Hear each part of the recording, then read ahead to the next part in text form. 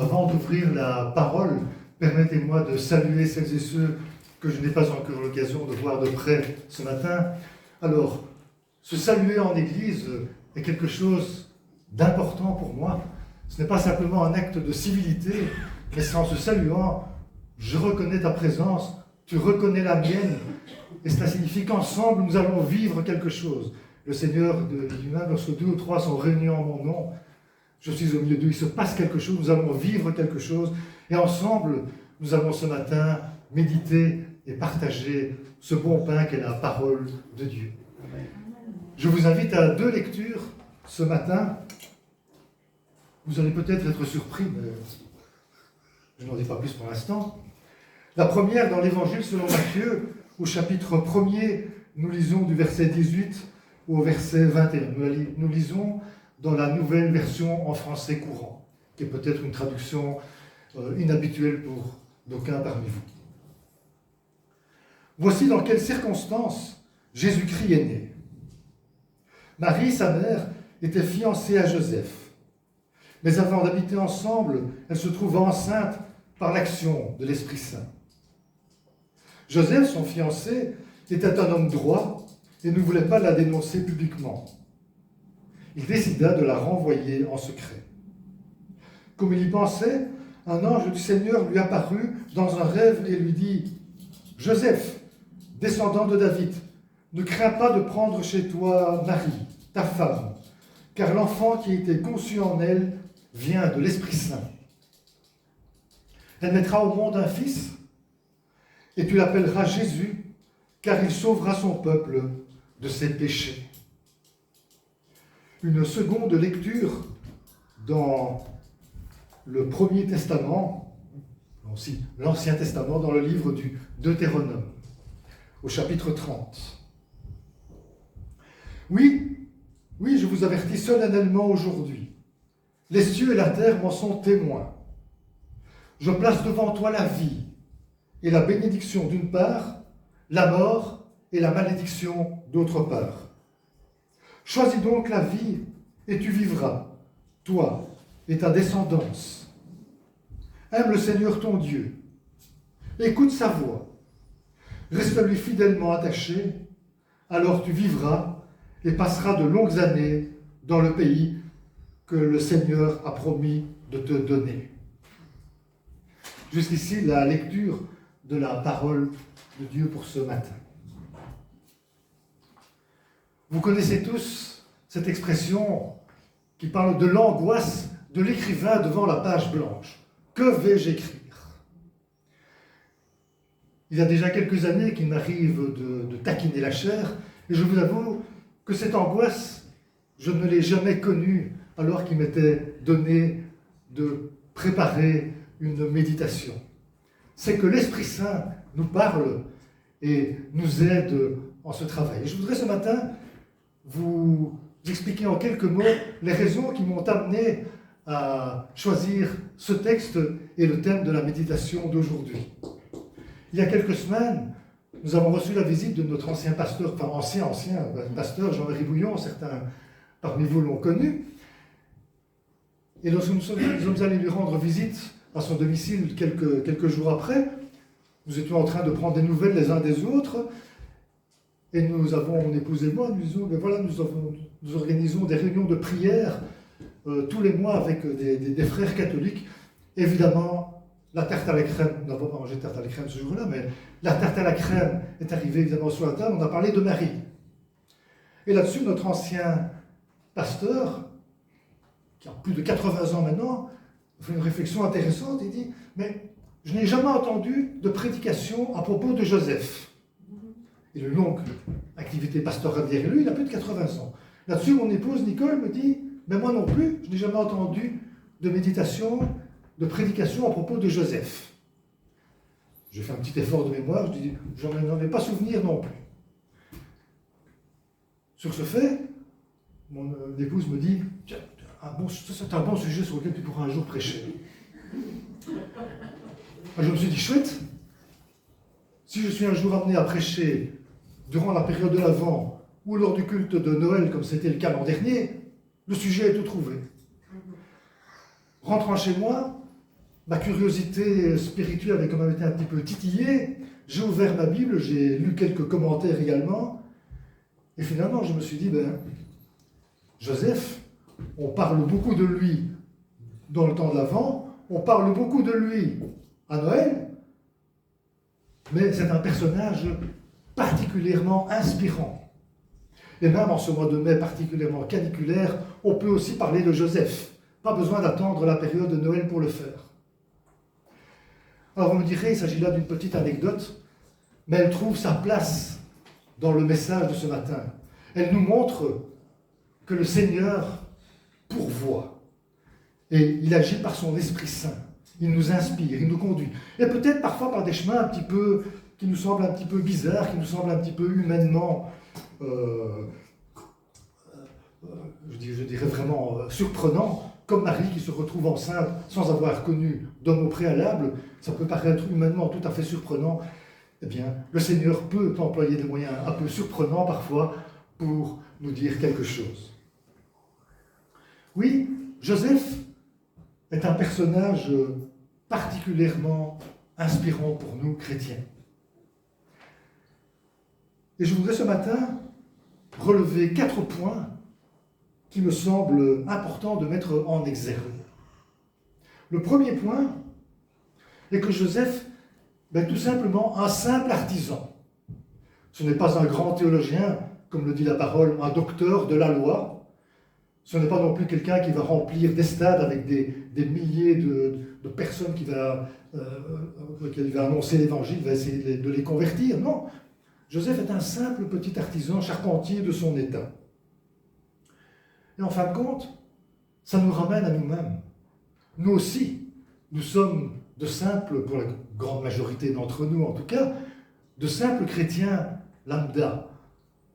Nous ne sommes pas de grands théologiens, nous ne sommes pas de grands prédicateurs, nous sommes simplement des suiveurs, je dirais, de Jésus-Christ, qui modestement, dans notre coin, faisons de notre mieux pour être des disciples de Jésus. Et pourtant, pour simple et modeste qu'il soit, Joseph va jouer un rôle essentiel. Il va être amené à élever Jésus. Jésus ne va pas grandir dans une famille dysfonctionnelle. Il va avoir des parents attentifs. Et j'en veux pour preuve ce récit qui nous est rapporté par Luc dans le chapitre 2 de son évangile, où, rentrant de Jérusalem, Marie et Joseph se rendent compte qu'au bout de quelques temps que Jésus n'est pas avec eux, ils retournent à Jérusalem pour aller le rechercher, ça va leur prendre 3 jours. C'est quand même pas rien, donc ils ne laissent pas tomber leur enfant qui était probablement parti, qui pensait être parti jouer avec d'autres enfants, etc. Ils sont quand même attentifs, ils vont aller le rechercher pour le ramener avec eux. Oui, simple chrétien, petit chrétien lambda que nous sommes, eh bien nous pouvons nous aussi avoir une influence importante parmi les personnes qui nous entourent. Nos voisins, nos connaissances, nos collègues de travail, les cercles que nous fréquentons. Simplement par notre comportement, par notre façon d'être, par les paroles que nous pouvons peut-être distiller à gauche et à droite, eh bien nous pouvons jouer peut-être un rôle important et un rôle peut-être qui nous dépasse. Deuxième point, la parole nous dit que Joseph est un homme droit, et selon les traductions, juste. J'ai lu un commentaire extrêmement intéressant, juste peut-être assimilé à ajuster. Il est ajusté à la volonté de Dieu. Joseph accomplit la volonté de Dieu. Il ne fait pas n'importe quoi. Ce n'est pas quelqu'un qui agit n'importe comment, qui fait tout ce qu'il veut, non. La parole nous dit qu'un ange du Seigneur, durant son sommeil, est venu lui dire qu'il devait prendre avec lui sa fiancée Marie, etc. Il va obéir. Alors on sait, la parole nous dit que Joseph a été averti par un ange du Seigneur, etc. Dans un rêve, on ne sait pas techniquement comment ça s'est passé, mais ça c'est pas important. Ce qui est important, c'est que Joseph, à un moment, a pris conscience du fait qu'il devait accepter Marie, qu'il devait l'accepter comme épouse et continuer à vivre avec elle, malgré le fait qu'elle soit enceinte, non pas de ses œuvres. Et c'est ça qui est important. Joseph est quelqu'un qui, dès qu'il a pris conscience de la volonté de Dieu, la met en pratique, envers et contre tout. Malgré l'image désastreuse que cela pouvait peut-être donner à un homme qui est une femme enceinte, une femme qui est tombée enceinte, mais pas de lui. Malgré cela, il accepte d'obéir à la volonté de Dieu parce qu'il a la conviction que telle est la volonté de Dieu. C'est inspirant pour nous aussi. Troisième point, Joseph accueille Jésus. Il accueille bien sûr sa femme, Marie, mais il accueille aussi Jésus. Et il l'accueille au quotidien, dans la vie de tous les jours. Il va élever Jésus. Et ça nous apprend quelque chose d'important. Nous sommes nous aussi, dans nos vies, appelés à accueillir Jésus, au quotidien. Ce n'est pas le petit Jésus en sucre que l'on met sur le coup de nous à Noël. Ce n'est pas le petit Jésus qui est dans la crèche. Ce n'est pas le Jésus du dimanche de 10h30 à midi. C'est le Jésus qui nous accompagne jour et nuit, tous les jours de notre vie, et que nous sommes appelés à accueillir dans notre vie. Là, Joseph nous donne vraiment un message extrêmement important. Et last but not least, Joseph est amené à faire un choix. Oh, il pourrait répudier sa femme, qui est encore sa fiancée à l'époque. Il peut répudier Marie. Et il choisit de ne pas le faire. Important. S'il avait répudié Marie, et surtout s'il l'avait fait publiquement, il y a fort à parier, je pense qu'à l'époque, on ne rigolait pas avec ces choses-là, je pense que Marie aurait été probablement lapidée, elle serait morte, Jésus serait mort également, il n'aurait pas pu accomplir son ministère par après. Joseph a fait le bon choix. Il a choisi le choix de la vie. Il obéit à sa conviction, mais il fait aussi, à un moment ou à un autre, le bon choix. Nos vies aussi sont émaillées de choix. Certains ne sont absolument pas importants. Vendredi dernier, je me trouvais devant le rayon boucherie d'un supermarché, je devais choisir entre divers morceaux de viande. Bon, je ne sais plus quel critère a présidé à mon choix. Il y a des choix peut-être un peu plus importants, le choix d'une voiture, le choix d'études, le choix aussi d'un conjoint, le choix d'une maison. Nous sommes, sans même nous en rendre compte, appelés durant toute notre vie à faire des choix.